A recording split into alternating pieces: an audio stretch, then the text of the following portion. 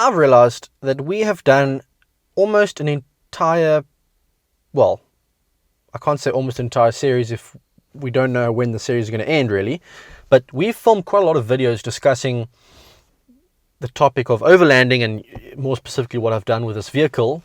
But what we haven't discussed is the fact that you are taking risks when you go to very remote places and when you're covering a lot of distance on dangerous roads, whether that's dangerous highways with idiot drivers, I'm sure that's a universal problem, or whether it's just dangerous off-road roads where you've got possibilities for injury.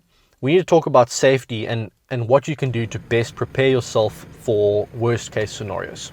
It's a discussion that has to be had, and you only need to witness a horrible accident somewhere or drive past the empty shell of a vehicle that's burnt up from a fire to know that this can happen to anyone when you least expect it.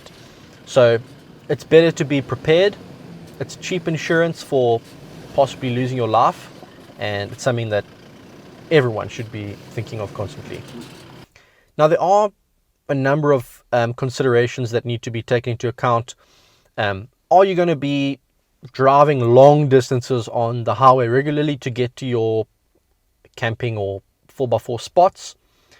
Are you going to be someone who already lives in a pretty remote spot and you're not really worried about other cars? You're more concerned about the fact that you're remote and being prepared for worst case scenario with regards to food and water and stuff like that.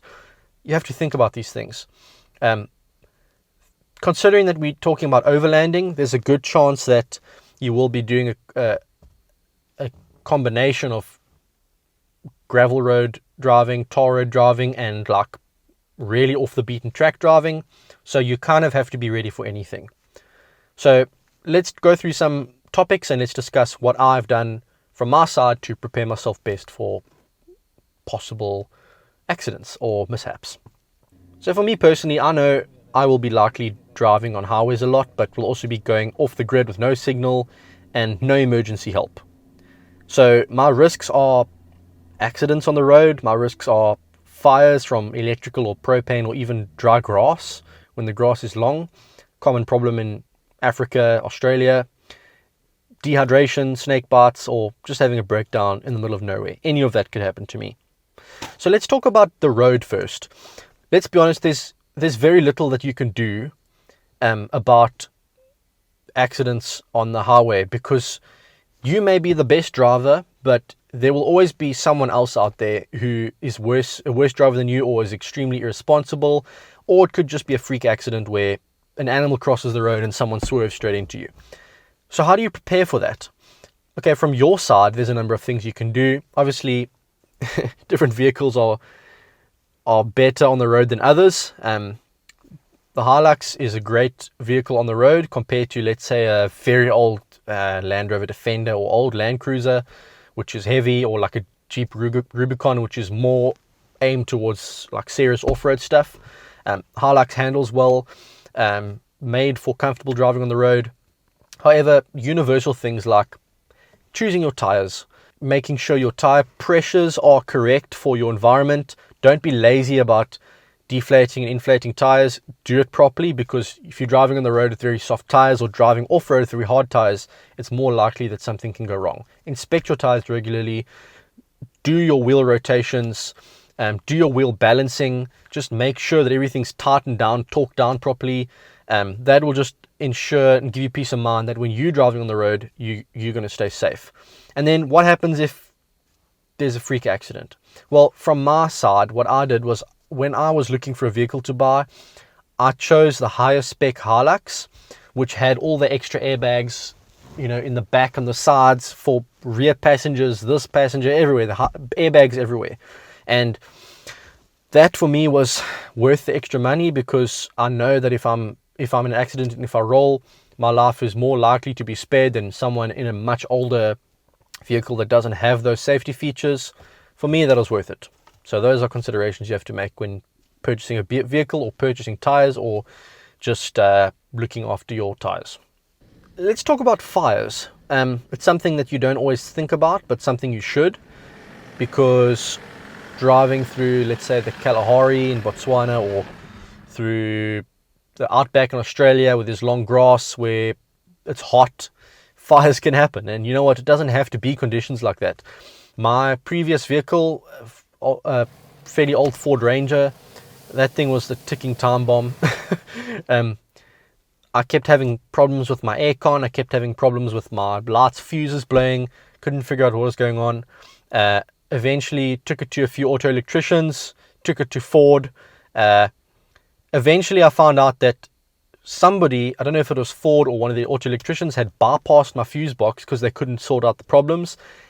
And all my wires had literally burnt to a crisp, insulation melted off, and that could have easily been a vehicle fire, and I could have either died, or I doubt I would have died, but I mean, I would have lost my vehicle for sure. There's no ways that you could, once something's caught like that, you don't have water, you don't have a fire extinguisher, you can't put it out. So there's lesson number 1. Carry a fire extinguisher. What I do, right in the back behind me here, I've got a fire extinguisher that I can easily reach. It's on the back seat. I would like to put it underneath the front seat here. It's just slightly easier to reach, but it's easily accessible. And if I see smoke, or if let's say I'm even cooking food outside and something catches on fire with the gas, or oil catches on fire. I've been in hospital with 3rd-degree burns from an oil fire. It's not fun. It is not fun. Burns all over my legs. Friend of mine almost died. It's not fun. One of these could have changed all of that for me. And from now on, this is cheap. It'll be going with me everywhere. And you know what? I'll probably put one in the back as well, in the canopy. So if there's a fire in the canopy with a dual battery system or something, I can easily extinguish it. Cheap insurance policy, just do it. Injuries. Whether it's burns from a fire, like we just spoke about, or whether it's someone cutting themselves with a knife, or being bitten by a snake, or just an accident out in the middle of nowhere with a winch cable, or driving into a tree, or being hit by another car. First aid kit is important, because if you're in the middle of nowhere, an ambulance is not going to come help you in 5 minutes. You're going to have to sort yourself out. So once again, I carry this right where it's easy to access. First aid kit. I just got it at Outdoor Warehouse. Not expensive, but could save someone's life. And this just has all the essentials. Burn shield if someone gets burnt. Bandages, plasters, tweezers for getting thorns out your feet. Anything that you might need for most first aid incidents in a vehicle, it's right here, and it's very easy to access. Dead batteries. This can happen to anyone. Leave your headlights on or something and your battery's dead, or you just have an older vehicle with an older battery. You're out in the middle of nowhere, you can't start your car. What do you do? For me, that's an easy fix. My auxiliary battery in the back. I can use that to charge my front battery if I need to. And I have a jump starter kit, which is basically, it's a little, I don't have it here with me, but it's a little power bank which has a very, very high amp output. It's got two little jumper cables, and it charges right here in the front of my vehicle through here. It's always fully charged, and if I need to jump start my car, I can do it from that battery. And if that doesn't work, I can charge that from my auxiliary battery and use it again and again and again until I get my car started. So that's something you need to think about as well if you don't have an auxiliary battery. If you're stranded in the middle of nowhere, what do you do about emergency supplies for basically keeping you alive? Food and water. What I've done is, I've already experienced what it's like to have a fridge and freezer down you, like early on in the trip in the middle of nowhere. So from the start, I've always carried non-perishable foods, canned food basically, 2-minute noodles, stuff like that in the back. So if my perishable food disappears, I've got a backup. I also ensure that I carry 2 water tanks. So if one water tank for some reason leaks out or empties out, I've got a second water supply that is just enough to keep you alive for a good few days. But what if your vehicle goes up in flames, you lose all your food, you lose all your water, and you're stranded? What do you do? Well, a great idea is to have a grab bag, like a backpack or something that sits somewhere easily accessible behind your front seat or something, like where I've got all my fire extinguishers and everything. and just have all that you need to survive for a few days in there. Food, a little bit of water, stuff for maybe charging a phone, like a little power bank maybe. Keep your first aid kit in there.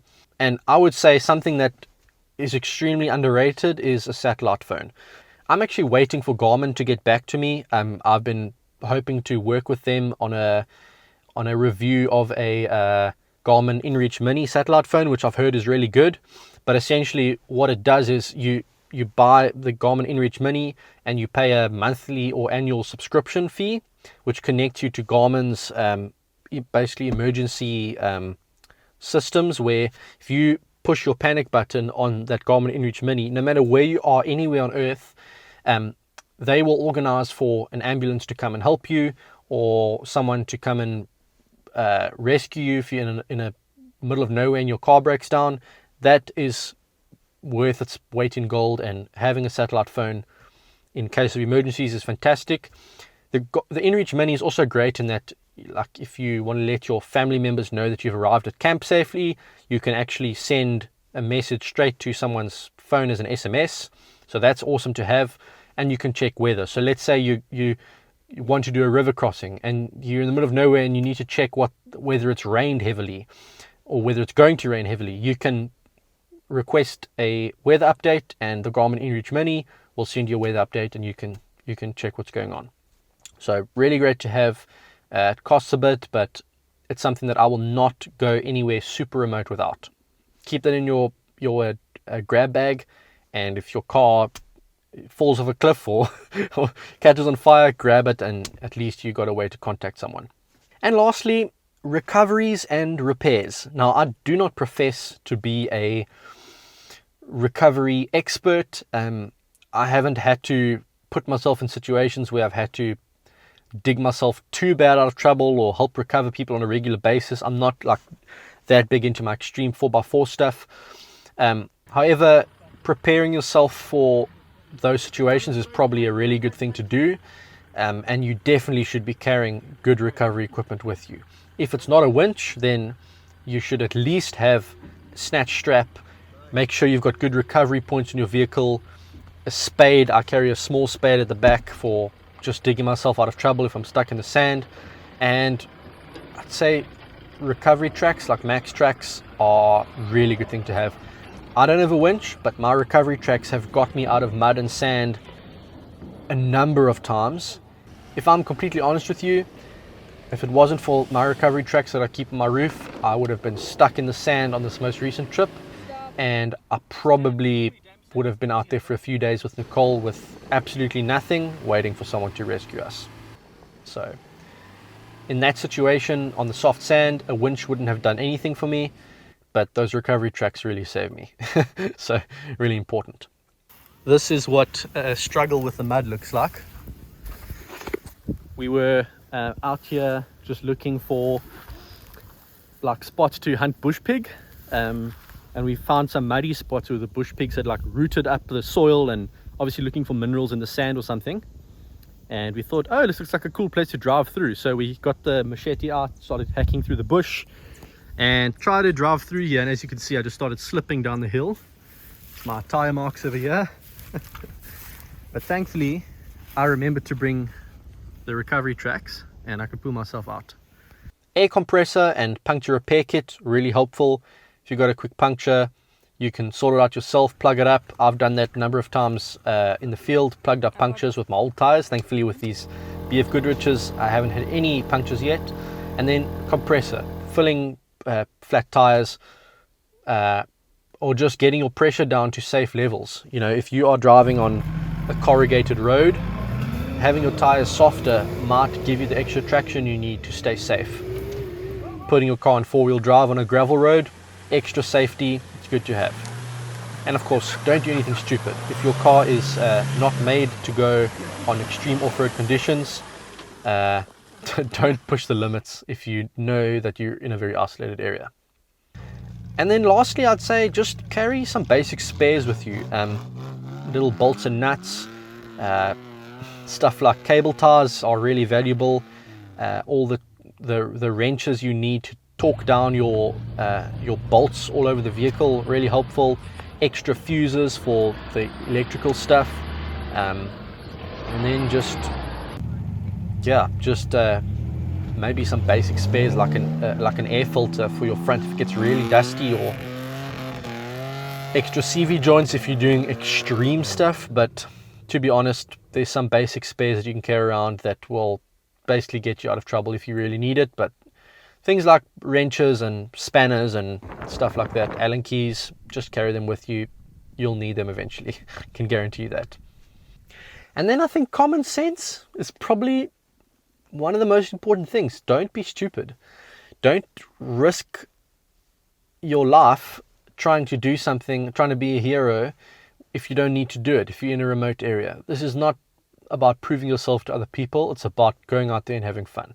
So keep your wits about you, be smart, check up on your water, check up on your fuel, check up on your oil, tighten down everything that's loose regularly, and make sure that you are prepared for the worst. And that way you will enjoy your trip, you'll have peace of mind, and you'll be able to keep coming back knowing that you are in a safe position. So I hope you enjoyed the video. I hope it taught you something, and I hope that it will open up doors for safe exploration in the future. Thanks for watching. I'll see you next time.